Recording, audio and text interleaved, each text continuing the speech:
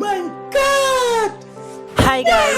Welcome back again and again to my vlog. So this is another Singapore story na ikukwento ko sa inyong lahat. So ayun na nga mga Mars, no? We're here at Jewel Changi Airport in Singapore. So totoo nga pala yung sinasabi ng mga karamihan na sa airport pa lang ng Singapore, panalong-panalo ka na. Kung makikita nyo, napakalinis, napakalawak, napakalaki, maaliwalas, at hindi ganun ka-crowded, hindi ganun kadami yung tao. Well, sabi nga ng ibang mga turista daw, ang Singapore Airport ay isa sa pinakamagandang airport sa buong mundo. And yes, as we visit Jewel Changi Airport, talagang napayes at napawaw naman kami sa ganda ng airport na to. Saan ka makakakita ng airport na ang daming tourist attraction? Well, some of the tourist attraction here in Jewel Changi Airport, may mga entry or may kailangan ng ticket, so may mga bayad. So katulad ng Canopy Park, katulad ng Mirror Maze, kasi yan yung mga ginawa namin sa loob ng Jewel Changi Airport.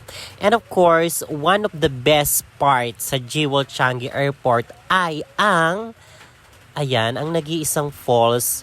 Saan kayo makakakita ng falls sa loob ng airport, di ba? Nakakaloka, pero tignan nyo, napakaganda. Talagang nakaka-amaze siya kapag nandun kayo, mag-i-enjoy ang mga mata nyo sa mga tourist attraction. So yan. And aside from the tourist attraction sa loob ng Jewel Changi Airport, there's a lot of restaurant or mga fast food na pwede nyong kainan. So yan, hindi kayo magugutom, basta magbayad lang kayo. Tsaka may pera kayo. Or kapag nauuhaw kayo, dyan na kayo uminom sa falls. Charot! So, ayan, kitang-kita naman, people are enjoying to stay and taking a picture.